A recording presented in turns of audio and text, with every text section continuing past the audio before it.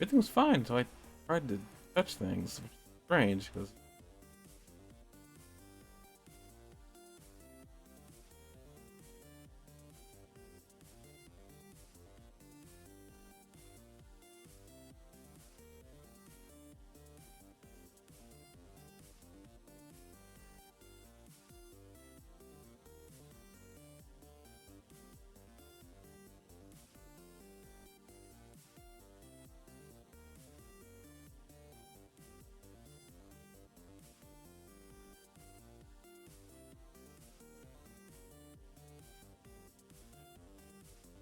huh?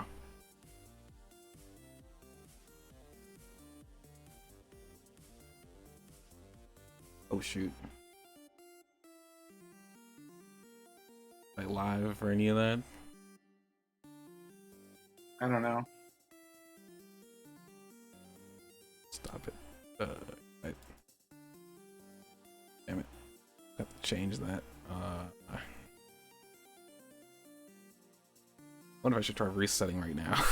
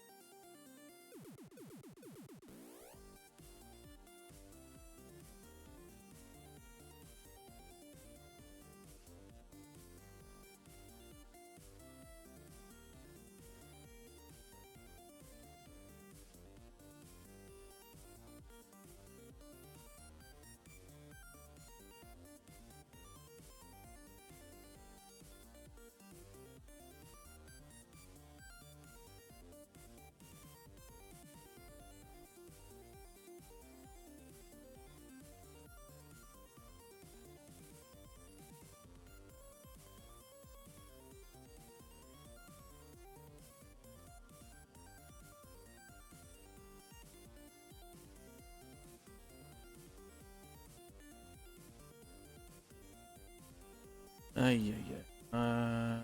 Luckily I can change this. Play.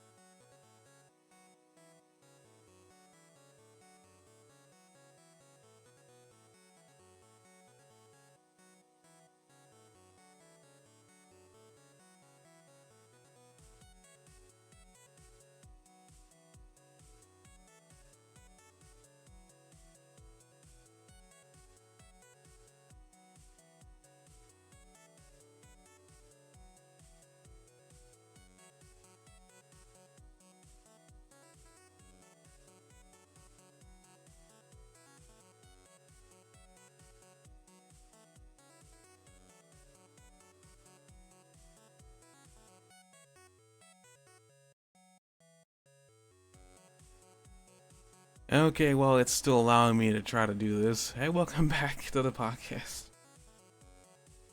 Hey, okay. Okay.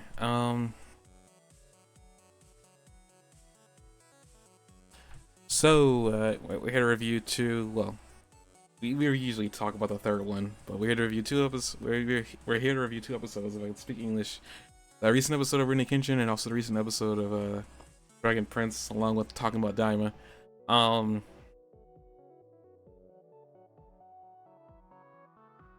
got anything Um, you're in? You're I guess you have preferential treatment that you want to talk about first. um, do you want to do Dragon Prince? I guess we can do that now, and we can talk about Kenshin afterwards. Sure. Kenshin's going to be a weird episode because it's sort of like you could sum up the whole episode in like a sentence.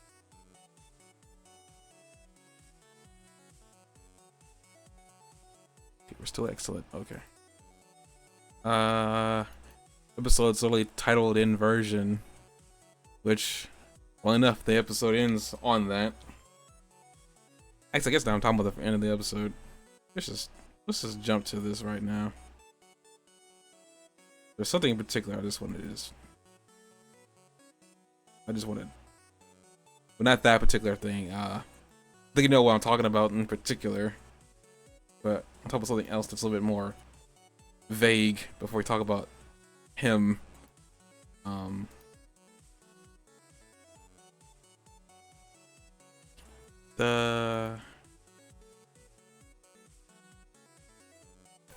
This character. Who the heck is that? Because that looks like somebody. Doesn't he? The spirit that came out of the other world? Like, that looks like a character that I guess that has some significance, considering that he kind of came out of the void and went straight to Erebos. Which character are we talking about?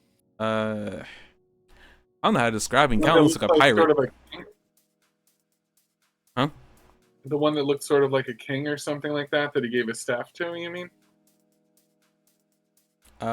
Yeah, I didn't know that's supposed to look like a king. I couldn't tell what the heck he was supposed to look like, but he looked important. Is what the vibe I got. Yeah, you're talking about 20 minutes into the episode.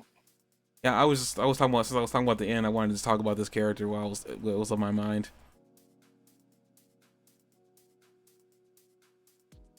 So we can go back and forth in between everything.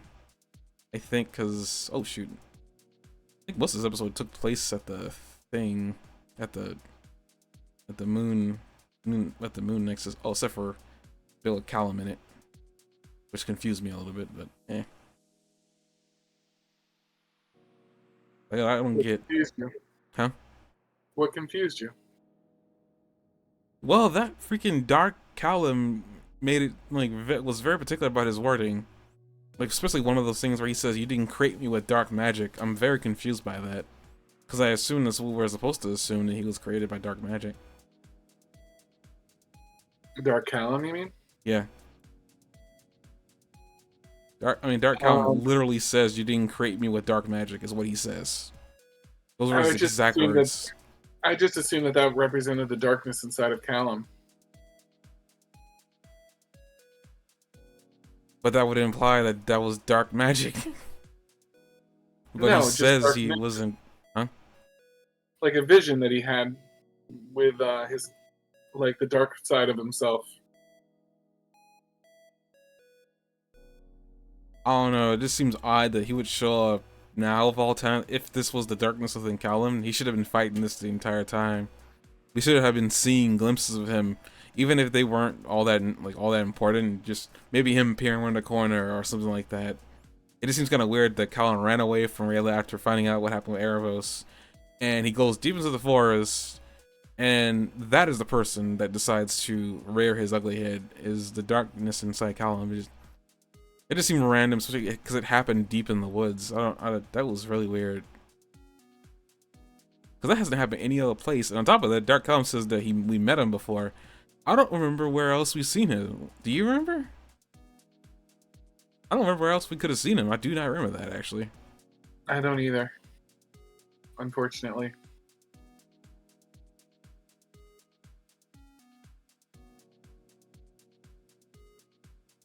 Maybe when he was getting the darkness purged from himself, he met his dark counterpart.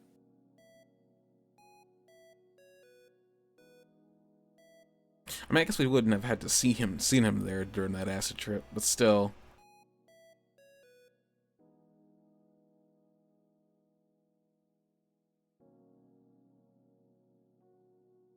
But again, I'll tell you, Dark Callum was very specific about the way he worded his sentence, because he wasn't like he could have easily said, "Yeah, it's dark magic." Yeah, dark. Like, I mean, he also didn't seem all that serious either. I don't know what that particular vision is like. Well, whatever it is, its end goal is.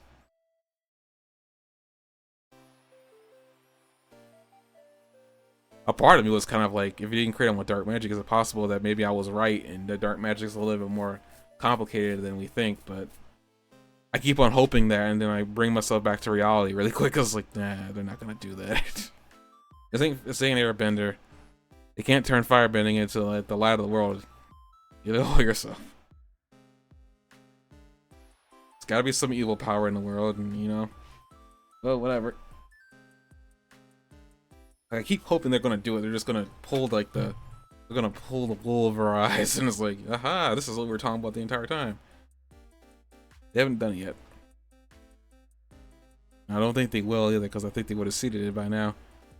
I guess really quick at the very beginning of the episode, really quick, we have Claudia and Erebos walking up to the moon nexus, and Erebos kind of just starts to try to become clean, to be clean, and tell Claudia actually what's been going on and what his actual end goal is. And Claudia actually demands that he tells her everything. And apparently, because Claudia also apparently has known this entire time that her father, more than likely, is not in the moon, is not in the in between. She's well aware of that he has no unfinished business. Though I'd still like to argue that I think he would, because like he didn't tell Soren the truth about his birth. Like, he didn't try talking to Claudia all that much to calm her off the cliff. I feel like he would still have some unfinished business, but maybe I'm wrong about that. I mean, he definitely tried to. Who is this with the unfinished business?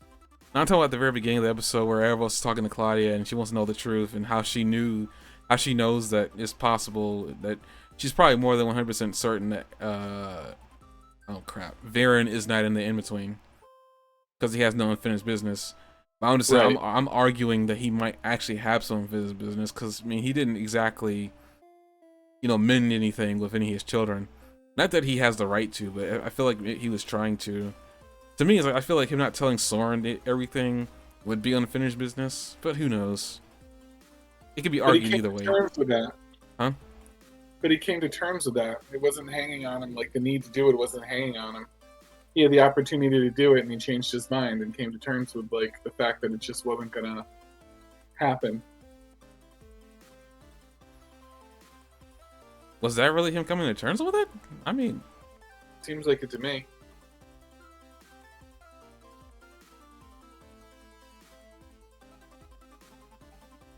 Man, I could honestly say the argument that he's not there.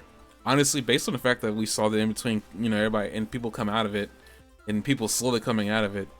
I was surprised Varen wouldn't have been the first one out, but I think that kind of leads to the fact that like Varen probably is definitely not there and he's moved on. But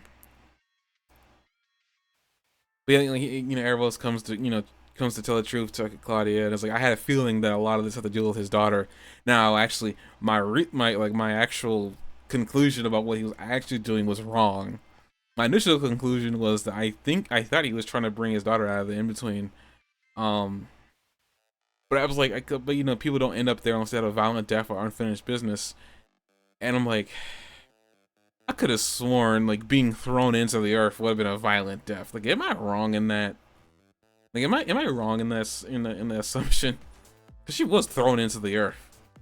We see it twice now. Like she was literally thrown into the air. I feel like that would have been a violent death, but maybe it wasn't violent enough. But I'm just like, geez, that's kind of darkling if it wasn't violent enough. It just has to be unfinished business. It doesn't have to be necessarily violent, right? The violence of it, I don't think necessarily makes it a more or less unfinished business. But I guess again, my also assumption is like I thought she would have unfinished business because she wanted to see her father. She was crying for him the entire time as she was being thrown into the earth. I feel like that would have been like unfinished business for a kid. A lot of times children end up haunting places because like of things. I mean, not just violent death. Sometimes they just don't know how to let go because they're kids. So to me, my thought process would have been Varen thinking that she's in there and he wants to get his baby girl out, but clearly that wasn't the case. He's just trying to get revenge on the Sariel's order. And he doesn't care who gets hurt. Which is an interesting way to make Viren a sympathetic villain. While you still hate his guts, like we all do, because of what he's done. Well, he redeemed himself, or But- at least he became a good person. Not in time to like redeem himself necessarily, but he became a good person. Like, who are we talking about? Viren. I was talking about Erebos there. Sorry. You said Viren's name. Yeah, earlier when I was talking about, I thought he would have had unfinished. I kind of moved on. I probably should have been more clear about that. Sorry. No, that was my fault. I after, like, I mean, yeah, everybody's right. I just don't know. I thought Viren would have been in there. I don't know why. I think a part of me just wanted him in there, but there's no reality. There's no reason for him to come back. Again, like, he had his arc. You know, Viren had his arc, and you know, he finished it out by dying, trying to protect everyone and protecting his son. Mm. And he did just that. So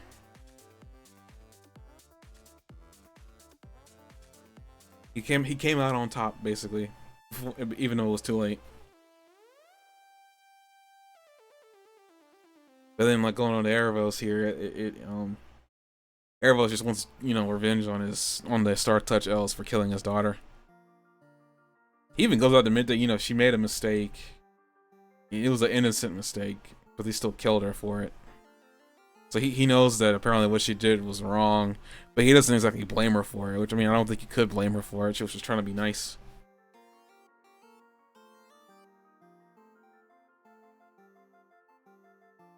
And he killed his daughter for it. I honestly thought that he was trying to get his daughter out of there, but I guess she wouldn't have unfinished business. Essentially, he told like he was doing this for his daughter to live on, because all he has is hate in his heart. But I guess actually thinking about that now, it's kind of like what Claudia, I guess, kind of how Claudia feels, kind of. Like, you know, she feels abandoned by everybody. I mean, she literally got abandoned by Terry, unfortunately. But Terry hasn't totally abandoned her. He's trying to save her, but as we see in this episode, he kind of fails by trying to get her to come off the ledge, literally, with her mother, who I'm surprised they didn't try to go get her, but I'm guessing maybe with the time, how much time they had in this episode, I'm guessing they decided to go with the fake visual of her mother that Claudia managed to tell it was fake because she looked too young. She looked exactly the same. She looked just like as she remembers her, which was like, geez. Yeah. It's hard to tell, like, at what point Claudia, like, figured it out, but there's one point where she looks off to the left a little bit, like, while she's talking, and I think that's the moment when Claudia figures out what's going on. At first I thought she had just killed her mother, but because, like, it took a while for that Star Touch to, like, go back to normal, so I had initially thought that was actually her mother she killed. Mm-hmm. But it's even weirder, like, that they went with this angle versus just trying to get her mother. Like, what? I wonder what the purpose was. Maybe they couldn't have gotten the mother. Like, maybe they tried and couldn't have gotten her.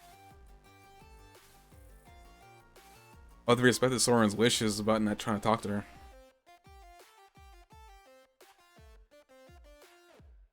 I mean, either way, they didn't get her, and this resulted in, you know, I forgot her name. She's been in the series for a long time. I never learned that Star Touch Elf's name. But, like, Claudia stabbed her in the back, literally, and her husband was in turmoil and decided to swing on her and Claudia, only for her to stop him and everybody else with magic to keep them in place. Mm-hmm. And I was like, good lord, she's really strong. But that's what I want to talk about with Claudia specifically is this all happened after she was told the truth. A part of me was hoping when she learned what, you know, Erebos was trying to do, she was going to try and stop him. Like, it makes absolutely no sense that she's supporting him. I don't understand why she's supporting him. Well, I'm going to get into my theory here. This is a theory I just came up with, by the way. I have a theory that I just came up with. So right, You stay just with. came up with a theory? Yes, just stay with me. You don't mind if I interrupt you nonstop while you're trying to do it, right? I mean, if I said no or yes, you'd do it anyways. So I hadn't What? just. Okay, so my theory, it's a really simple one. It's just Claudia. Pretty much, it goes with the whole idea that Erebos feels betrayed, you know, by the family, the Stardust Elves that he knew for eternity, right? You know, they're keeping the order in line, and they had to kill his daughter because they needed to set a precedent, so that no Yeah. one else would do it. Like, she was literally tribute. And Erebos is still upset with them, rightfully so. You know, he's still upset with them for that. You know, that can't be forgiven. He's got nothing but rage. I think he even says that, like, he can't forgive them. He won't forgive them. Claudia's kind of in the same boat, kind of. But it's a little bit less, it's kind of a little bit more, what's the word I'm looking for? Claudia's anger is kind of like petty, kind of. Because she feels like she's been wronged, and in some cases she might have been. She's had a lot of people leave her in her life, and she blames them for the most part. She doesn't seem to look inwards towards any issues that she might have, provided. In some of those situations, them leaving wasn't her fault. But unfortunately, I don't think she ever had that whole parent telling her that it's not your fault. Like, this is just things that happen. Things that usually, kids that grow up around parents being separated happens. And they still usually grow up screwed up, but they don't grow up totally screwed up, I guess is the best way to put it. I think Claudia is just like, she feels bad for him, and regardless of what you're right, she shouldn't have any real reason to stick with him from this point, because he literally has admitted that he's been using her the entire time. But she still sticks with him. I think she feels bad for him, and maybe she's hoping that maybe he'll stop what he's doing at some point, or she can try to stop him. By this point, Claudia and Erebos have formed a bond, essentially. She looks to him as a father. He looks to her as a daughter. This has already been admitted by both of them by this point. So, they have a separation issue, and it's both linked to people that they've lost. Fortunately for Claudia, she's still got her brother, but she's not willing to recognize him because he's left her too at some point. So, like, she's got abandonment issues. Meanwhile, Erebos saw that, but I think at some point Erebos must have genuinely connected with her. And I bet it was during the little adventure, I say adventure, but, little adventure that they had to get, like, the materials from the bone graveyard to make the primordial gem. Because, like, they're on that thing sliding, and he's laughing, like, genuinely laughing. And that was, like, the first time I think I've ever seen Erebos laugh genuinely in the show. At least genuinely of happiness. Or laugh at all, really. Huh? Laugh at all, really. I guess that's also true. Well, so, like, I feel like he must have bonded with her at that point. He might have already bonded with her back when, Baron was already dead, and she did all those dark things to get him back. So there's chances that he had already bonded with her much earlier on. Like, he probably intended to use her and throw her away, but legitimately bonded with her. So I feel like that's where the whole him looking at her as a daughter thing kind of comes from. Yeah. But, like, Erebos legitimately has beef with the Star Touch Elves, and unfortunately, I guess because he can't get revenge on them. Next best thing, right? Get revenge on the beings that caused your daughter to die. And she feels like, he might have a point, because I think he told her the story of what happened to his daughter, so. While legitimately speaking, she shouldn't follow him because she's being used. She doesn't care. I think my theory is just that she feels bad for him, but she just doesn't care. Like, in her mind, she doesn't care if she's being used. She's lost a lot of people in her life. But to go against that, those people haven't really exactly left her. Some of them are trying to save her. Terry, for one, is consistently come back. It made it seem like he was intending to leave her and break up with her. apparently he still wants to save her, so there's that.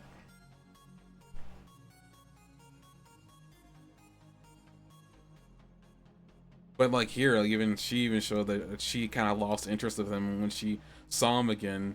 She just started kind of talking down to him, which was kind of a shock because I wasn't expecting that. But I guess at the same time, he broke up with her. She didn't break up with him, so she feels a certain kind of way. And now because of the mother thing, she probably feels even more animosity towards Terry than she initially did.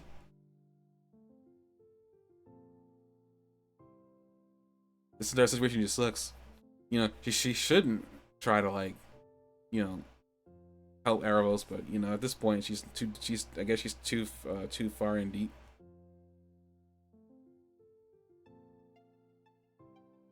I guess I'll see where that whole thing goes, cause like she inverts the moon nexus. Nobody was able to stop her, which was surprising. I mean, then again, Callum wasn't there either. To try to help that out. Cause like Callum is like off having his own moment with himself. I don't think Callum would have changed the outcome, though. Do you? Maybe moved her a little bit, but maybe not moved her entirely. So Callum's purpose there would have been completely. I don't think his power would have been enough to hold it either. Because like even if Callum could hold his own against Claudia, she would. Erebos hasn't even begun to step in at that point.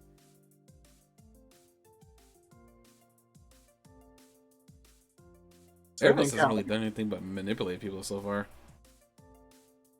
But you've seen Erebos demonstrate his power.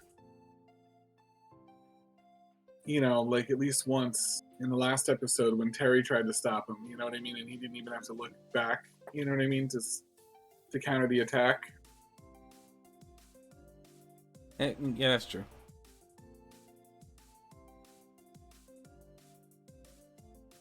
I mean, I don't know.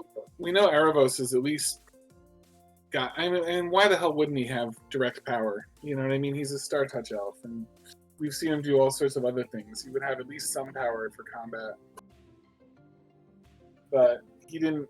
And he was going to go in and take care of them, and Claudia said she would take care of them instead, and he allowed it.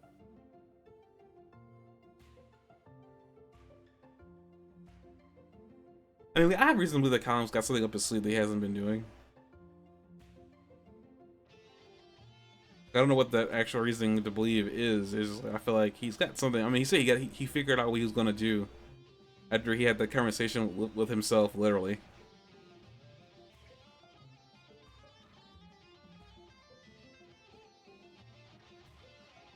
So that dark stuff really wanted him to use dark magic. Like he was really trying to get Callum to give into it.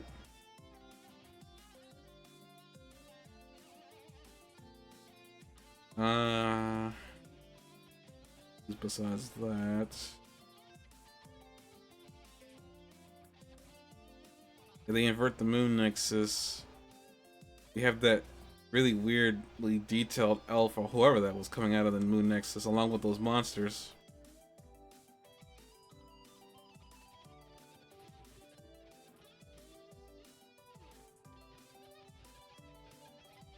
We see Sparklepuff come out. I guess that's really the thing I was leading up to was that surprised me because that means Sparklepuff is sentient. Like he's capable of thought and he might be capable of speech. And he has a soul. I guess that too.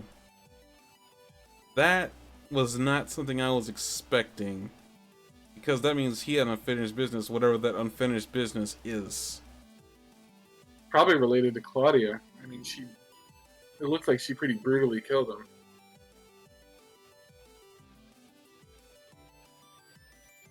Ooh, that'd be kind of messed up. But I guess just desserts, kind of. Yeah. I mean, all the things that live in there can't be on Claudia and Erebos' side. I mean, they looked like that to me. Yeah, like they looked like they were on their side. I mean, that humanoid thing came right out of there and went straight to Erebos. was no questions or it didn't even look around. Went straight for him. That still confused me. I don't know who that is. That's obviously somebody. I'm just not sure who that is. It was obviously somebody important, and apparently somebody who can use magic because he gave him the staff.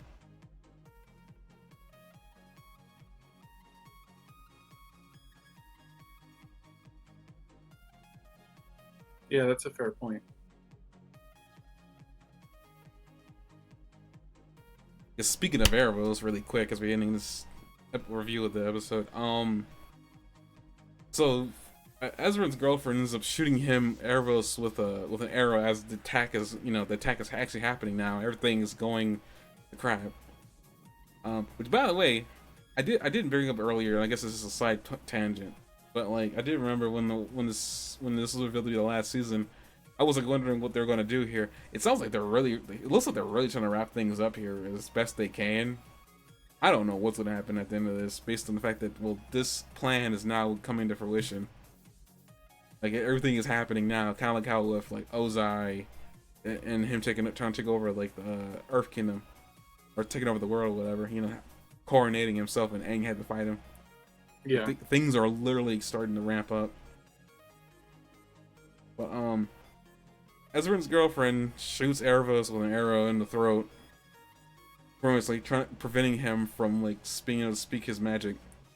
And he's like, this vessel is only like I guess it's only like used to, like, I forgot the exact wording he used, but it was made clear that that vessel was only like not as, wasn't important, basically.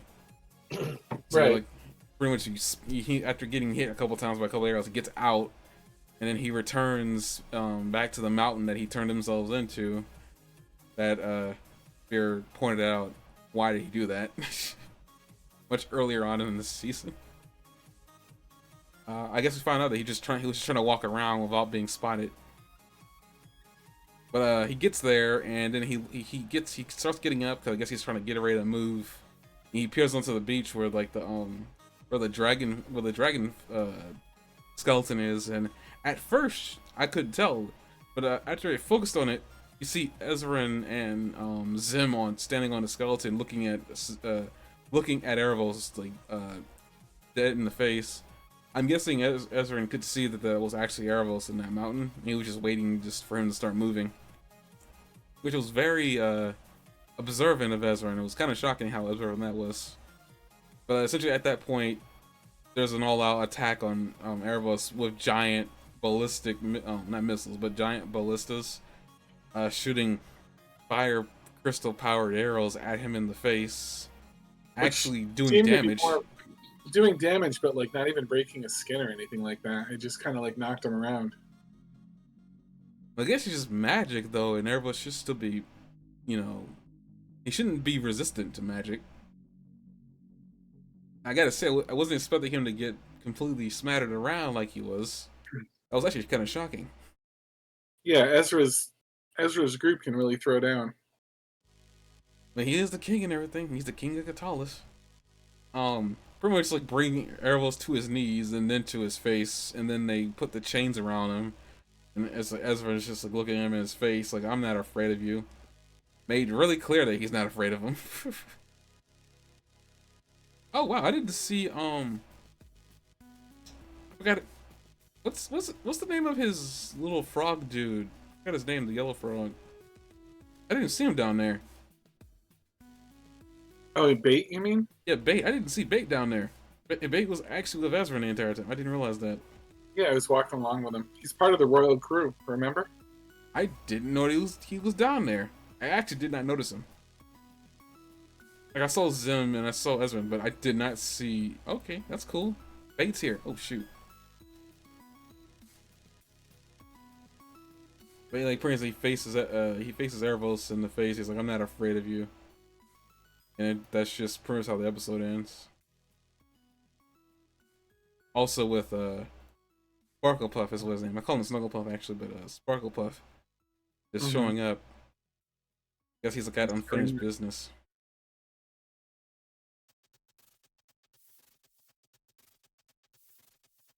Did he have eyes the last time he was alive? Sparkle Puff? Yes. I mean, like irises. I guess I should say. Was there irises in his eyes? I don't remember. I think we I mean, could find out though with a quick Google search, right?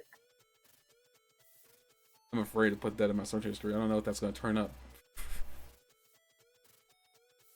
I don't know what it wouldn't turn up, but I just don't know. No, Like, he didn't have irises.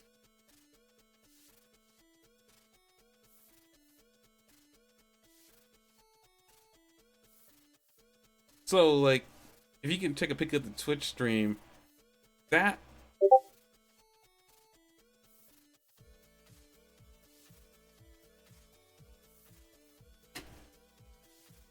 Oh no, he's got irises in there. They're very light. They get to directly stare in his eyes. Hang on a second. Like they're there. But Your stream must have crashed at some point because I had to refresh the stream to get to you.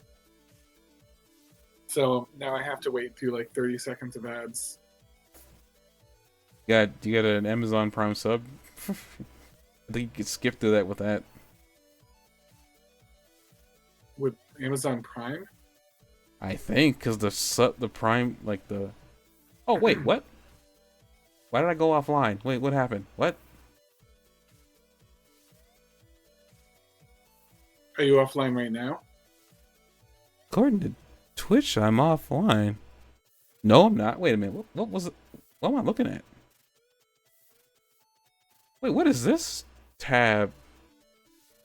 I have 2 tabs open for Twitch, and one of them is offline.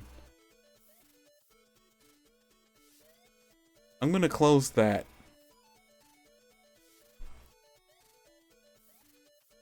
You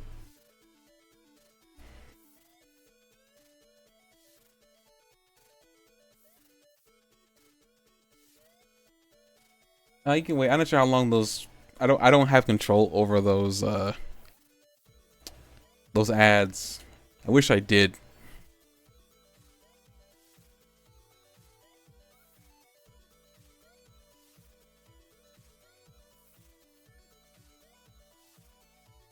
Guess another thing I'm noticing too about Sparkle Puff here too. I'm guessing we're seeing where Claudia cut him into pieces. There's a lot of cracks over his body. Oh yeah.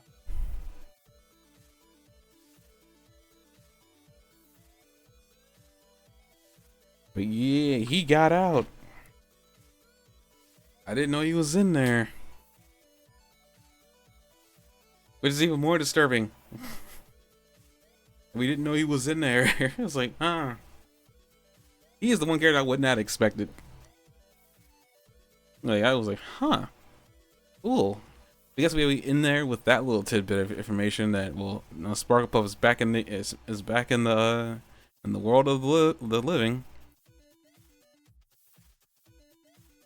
I do not know what his purpose is going to be, but it's going to be important because they brought him back. Or they never do anything with him again. It was just a little moment to kind of haunt you before they go to the next episode. You know, a part of me doesn't believe that they would do that, but then again, a part of me wants that to be the case. Because it's not like I miss Sparkle Puff. It was just kind of shocking to see him. Yeah. That is a face that stares into the soul of anybody, and not in a good way. Like he's peering into he's peering into like the part of your brain that you don't want nobody else to have a look at. Okay, with that we'll talk about Kenshin. I wouldn't say summing up this episode of Kenshin is gonna be a sentence. But basically, majority of the episode is literally Kenshin learning the final technique from his master, but also learning to, I guess, like forgive himself, kind of, learn to live for the future versus trying to die for the past. Which is probably it sounds a lot more sage than it actually is. Basically, and it's something I was never. I can't believe I didn't pick up on this throughout the majority of the show with Kenshin. Is that it is true that Kenshin doesn't really care about himself. He doesn't care about his life at all. He is more willing to die than anybody else would want him to in this show, and it's been like a recurring thing the entire time. And it was something I was not picking up on, and I'm like, huh, that's interesting because it's not like a. I don't think it was a really well hidden thing that Kenshin was doing. Sorry about that. No problem. I don't think it was. I don't think it was a hidden thing or a hidden trait about Kenshin that he was more willing to die than anything else. But I guess it's not something that I was thinking was gonna be a flaw with him. That. But I guess I understand why it would be a flaw. I mean, he's got people that care about him. Cause like pretty much like the entire episode is him trying to learn how to learning techniques from his master, and apparently it wasn't just one technique he was going to learn from him. It was going to be two. One was a tech. Keep the podcast going, okay? Okay. Was I was miss? Oh yeah, part of that technique, part of that learning was Kenshin learning two techniques from his master. One of them, which was a basic. The introduction of it was very basic. That there was 9. Yeah, there's 9 sword slashes that every swordsman uses. And apparently, this technique utilizes the high divine speed, is what they call it, divine speed of the sword technique to its fullest, and unleashing all 9 sword strikes at once. Which apparently benefits his master because he's got really beefy arms, as we learn later on. That apparently this man has been wearing weighted clothing, a weighted cape with spring-like functions in it, which was insane. That man had DBZ level arms, and it's very clear the show had some with that, well, at least with that in particular, this show had Dragon Ball Z influence more so than any other point in this show. So Kenshin learns that technique, and apparently Kenshin thinks, he's mastered that technique apparently, and only realizes that his master is just better at the technique than he is. Then pretty much it discovered that apparently there's a technique that he didn't teach him the ultimate technique. The ultimate technique is actually, ironically, it seems like more defensive than anything else, and it's just like his Bato Jutsu, but amped up even further. I guess it's more of like a split-second swing of his sword that apparently is like a fatal strike for anybody else. Kenshin's reverse blade, apparently Kenshin needed to basically start learning to live for the future versus trying to die for the past. And as Kenshin is like trying to gear up for to strike his master, Kenshin realizes that he's gonna die, and then is when he realizes that he's gonna die. He has flashbacks to all his friends, and then he ends up flashing back to Kaoru and how he left her in the rain crying when he left her, and then he realizes that he's got people that cares about him, and apparently that's what lets him be able to beat his master and learn the technique, learn the final technique that he was supposed to give him his master, and hits his master with it. Basically, it looks like his master then has a delayed reaction and ends up dying. From the looks of it, Kenshin has killed his master and succeeded as becoming the master of the Ryu. Wait a minute, let me look up where's my phone?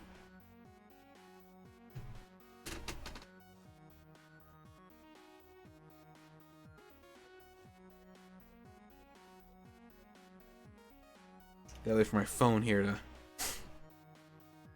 start up.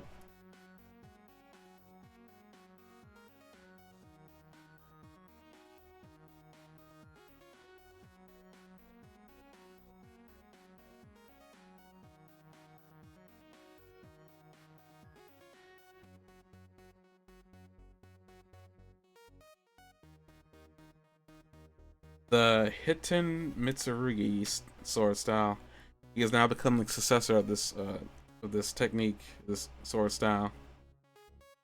He has all the techniques of this particular style.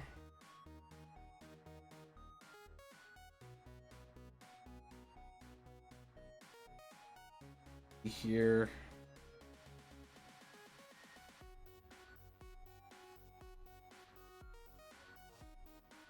Flying Heaven governs sword style / flying sword control style.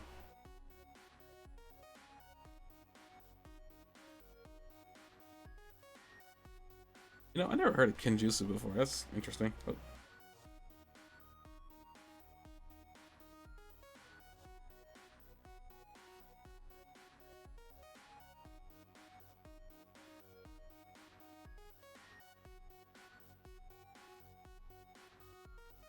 Jesus.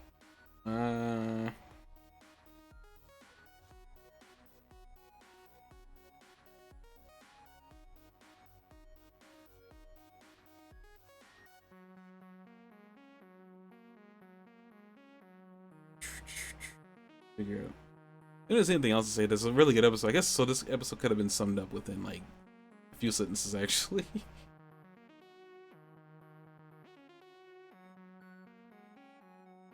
How much more to say? I'm really looking forward to the next episode of Kenshin. It looks like it's gonna be about the 10 swords that Chishio has summoned.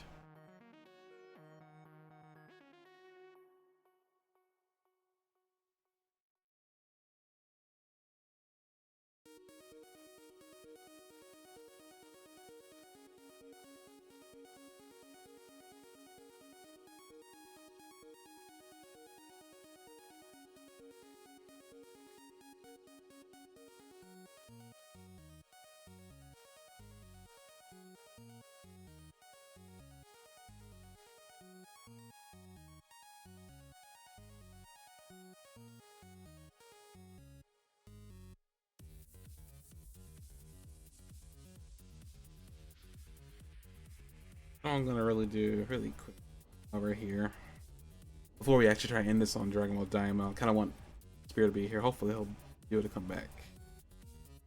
Don't worry, guys. He just went to go and do something.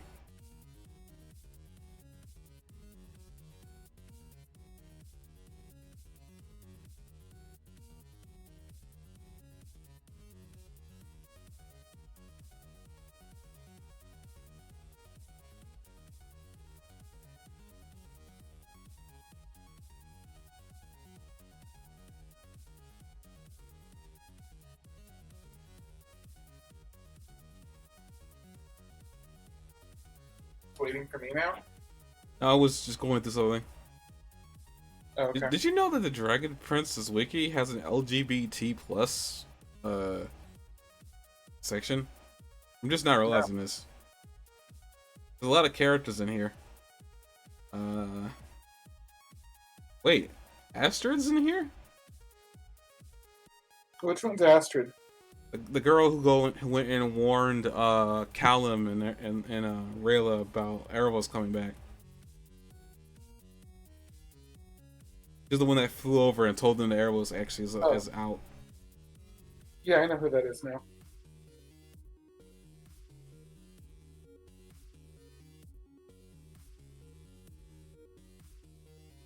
I wonder if this being her just being guarded LGBT is a spoiler.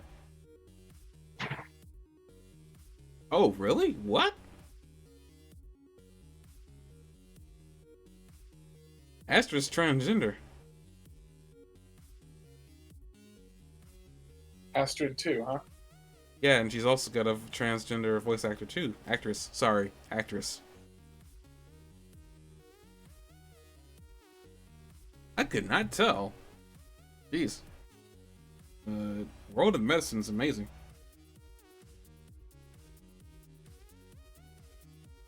Now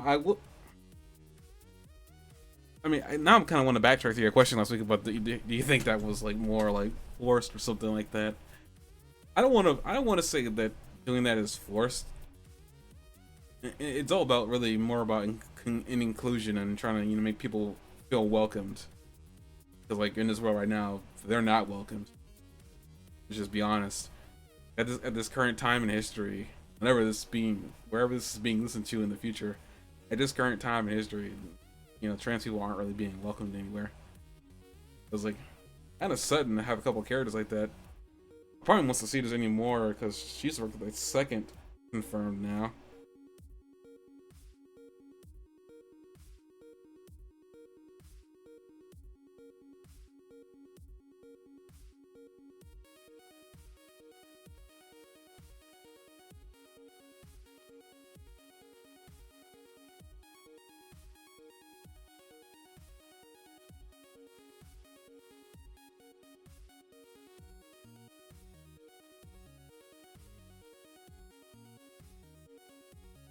Wait, what?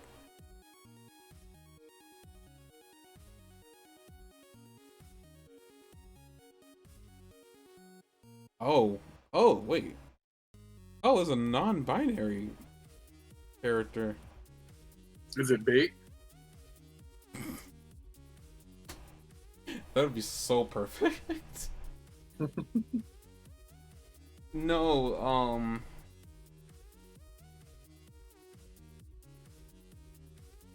I don't know how to describe this character because this character is a Sunfire Elf.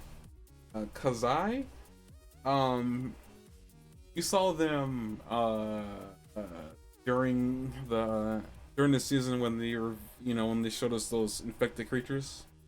The nerdy one. Yeah, she's a nerdy Sunfire Elf. Well, they are a nerdy Sunfire Elf. Apparently, this one's non-binary. That's interesting. Wait, what? And this character is also transgender.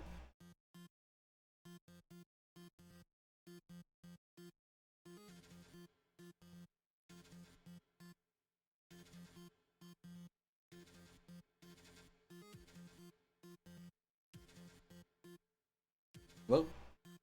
I'm here. Another character problem that I guess is like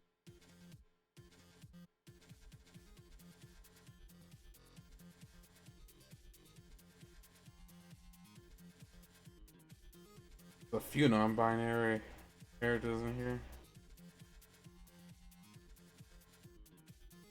And a lot of these characters I'm noticing that are non-binary are coming out of being confirmed as trans.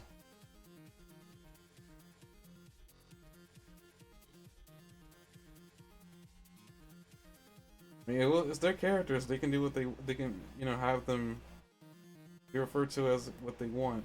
Just, huh? I don't know how to feel about the sudden number of characters like that, but maybe there's something that's done in the show, maybe to reveal that these characters are that way.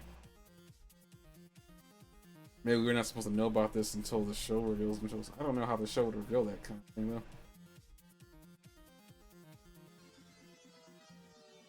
I don't think there's a single normal heterosexual marriage in this whole thing, like with people of the same race. No, what about Ezra and Callum's parents? Black and white.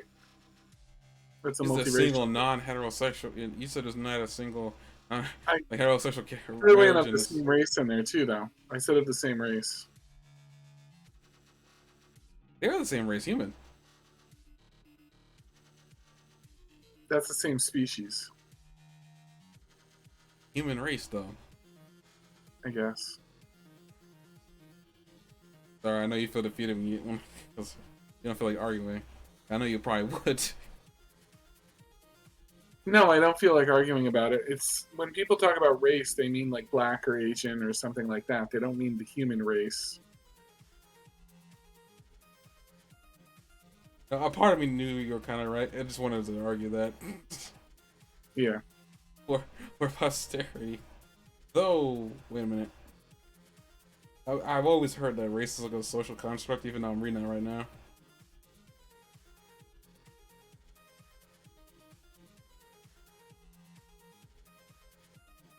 It's like race versus like ethnicity and ethnicity. That word apparently is like includes Latino, African American, Native Hawaiian. Black is a racial term. African American isn't it? Oh, okay. I never distinguished the two. I really didn't.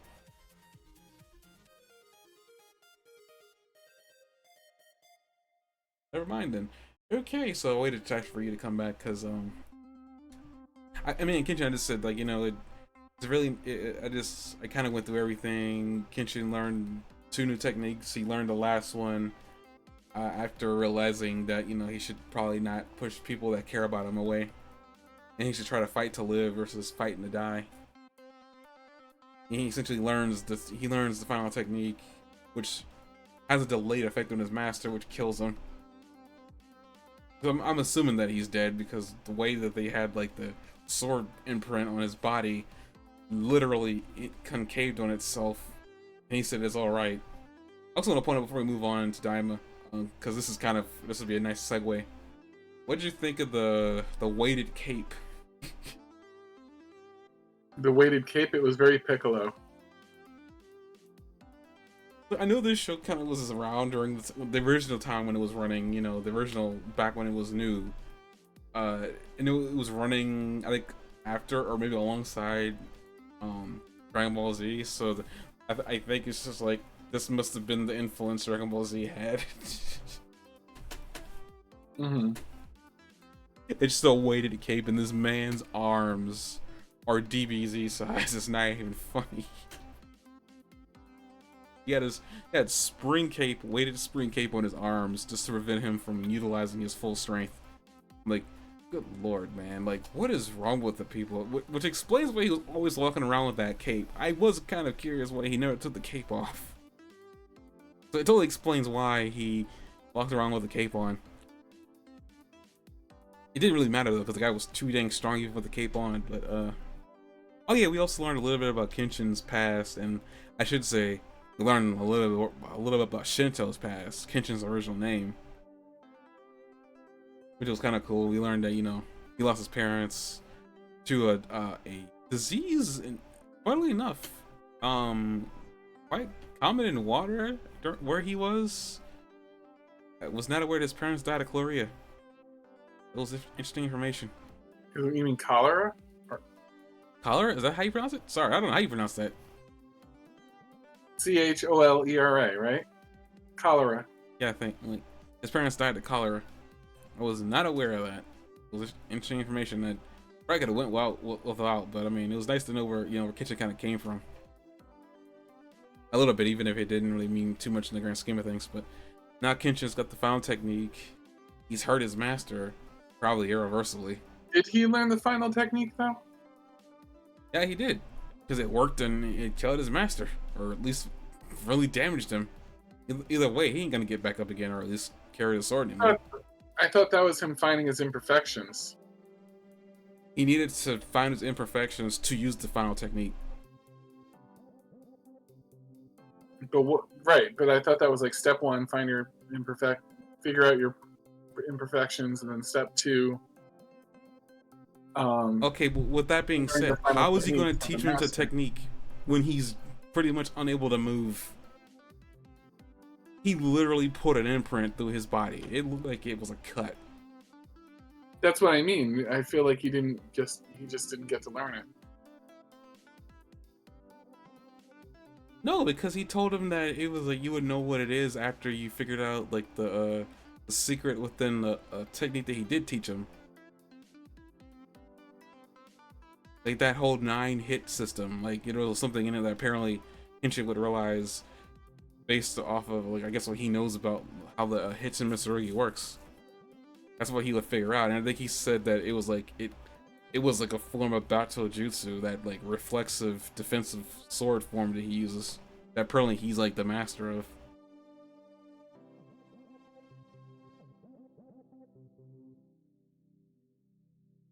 I think Kenshin learned it. I think he figured out what it was, and that's why he was able to kill his master. I don't think Kenshin would have been able to kill him if he didn't have that technique. There's no way he could have. He literally said that 9-hit technique was was the thing he was the master of.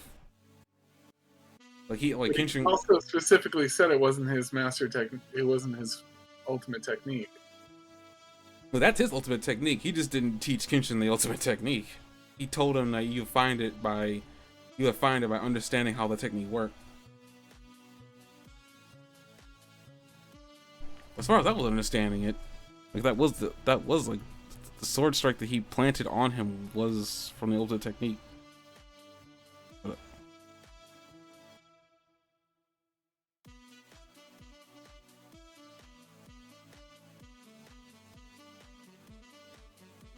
wait a minute, shoot. The will to live is stronger than anything. Never forget that. That way you'll make the full use of the Amakakeru Ryuna Hira Miki. That's the technique that he used on him. That very long name was a technique he used on him. Now he just said, willing to live, you'll make full use of it. That just means he used it. He just wasn't able to make full use of it. Whatever that looks like. But like Kenshin learned the Amakakeru thing. Like he learned it. Because the other technique was not that.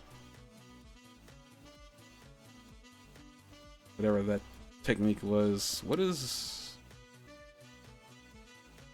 the name of that technique? Jeez.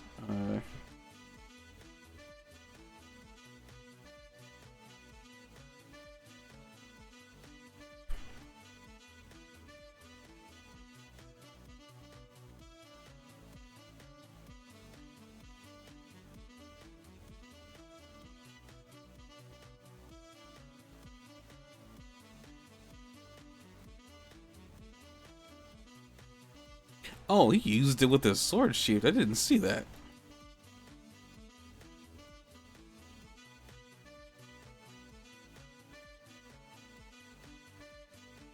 Yeah, the technique that was before that was the Kyuzurusen. Kyuzuryusen. I can't pronounce that. I'm not even gonna try.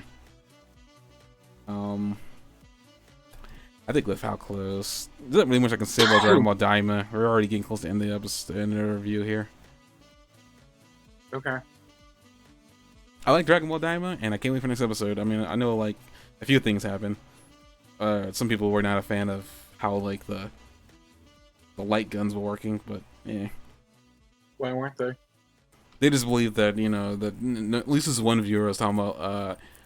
Like we're so far in Dragon Ball Z, these things shouldn't be working on them. It's a whole different dimension though, with like a different set of rules and powers. Yeah, people try to explain that he wasn't too. His girlfriend tried to explain that to him, but he was like, I don't know. It's just we're so far in there, and like they're not all that weak, even in their child form.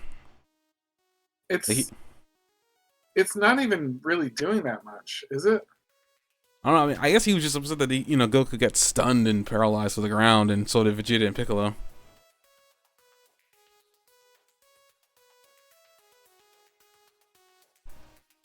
But yeah, Kenshin learned both techniques. I just don't think that last one that he learned, whatever that A word was, he didn't make full use of it. But he was able to use it.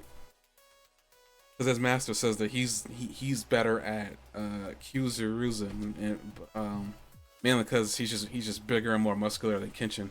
So Kenshin will never be able to win in a duel off with him with that technique. Yeah. Which seems unfair, but whatever. But Kenshin did learn the final technique. What he does with it is totally up to him, though. I don't think there was anything really all that important in Daima. Now I'm trying to think about it real quick as I'm scouring through it with my brain. Oh yeah, I guess we can end off on this. The third eye was confirmed to be on Hibis's belt. Yeah, what I want, suspected. what I actually want to talk about. Mm-hmm. Who was the chick? Because at first I thought that was Degasu, because he told him to go after it and not get caught. I guess what best way to go undercover but a chick. And at first I thought, I was like, well, according to according to Nahare or Supreme Kai, they don't have gender. So initially I thought it was like, well, I guess if that's the case, then I guess he could just swap what he looks like. But then again, I was like, wait a minute, that doesn't make sense because why? Like, how would that work in terms of like physical description? But whatever. I looked that character up, and the character's got a totally different name, and it just says "beautiful girl," is what it says. But looking back on Nahare and looking on her, their skin tones are totally different. I don't think even if they were able to do that, their skin tone would change. So I'm 100%. I'm pretty positive that's not her. That he wasn't pretending to be her. So either one or two things is happening is that this girl must just be some like worker in the kingdom that he just sent out to grab that thing, or two, there's another player out there we never got a chance to see, and he sent her out there to grab it. I thought that was like a shape shifting. Well, it doesn't make any sense because we saw Dagasu later. He never left as far as I can tell. He had been with Goma the entire time. Though Dagasu was looking shifty, so I don't know. Like, there's always a chance that he could have somehow left when he said and came back real quickly. But the problem with that is, like, why didn't Goma ask for the eye? Because it almost seemed like Goma. Because I feel like Goma would have asked him for it if he had left and came back, right?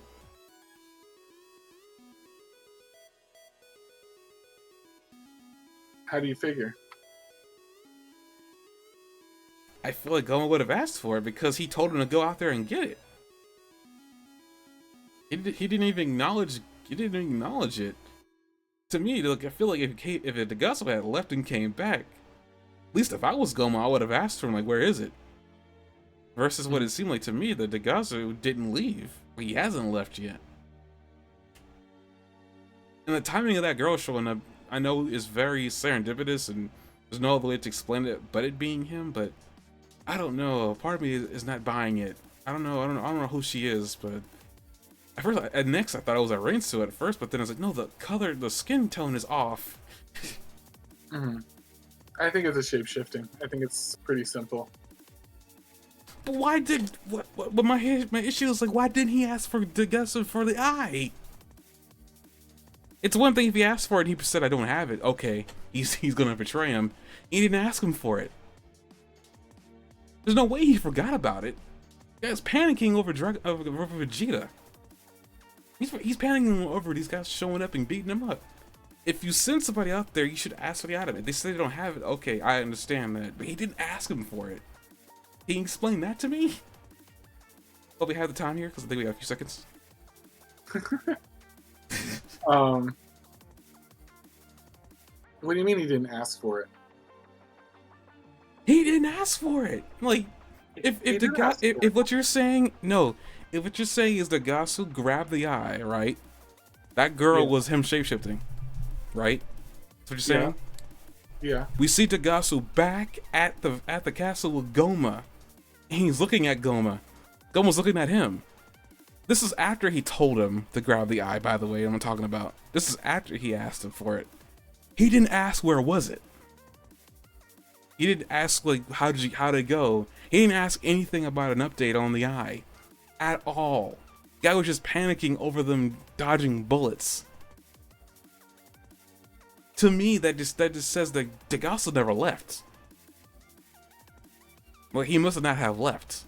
Because, like, I feel like, to me, if I tell you to go get something and then I'm not asking you where it is, I never obviously saw you leave.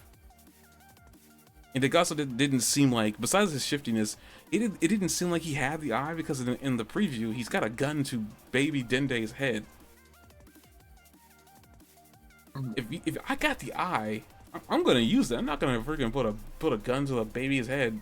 Well, I'm not gonna put a gun to a baby's head. I'm just gonna end it here. Like, I don't think that's freaking Dagasu. I don't know who that is. I don't think it's a shapeshifting. It's too convenient if that's what it is. And if it is, I'll be really upset. Because nothing makes sense at that point. Everything else is just completely out of the blue shit, though. There's no, like, hint about what this person could be other than it being shapeshifting. Nothing else really makes sense. But what I'm talking about makes no sense. He didn't ask him where it was. I'm just saying that it doesn't seem like he left. Like, if to me, it's like, okay, if Goma was asking him for the eye, or where was the eye, and then Gus said, I don't have it, if that was his plan to betray him, I'd take that, but Goma never even probed him for it. Like, after the girl showed up, and then they had their little skirmish, Vegeta and everybody had the skirmish with the army, they go back to Goma and Dagasu.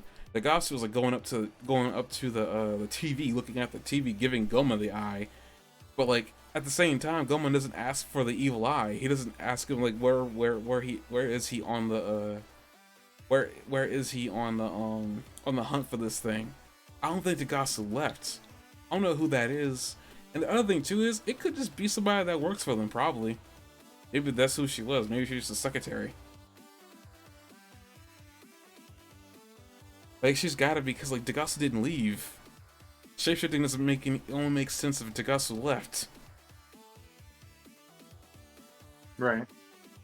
And Arinsu didn't leave either. Arinsu's like in her house, in her part of the castle, babysitting Ku and Du.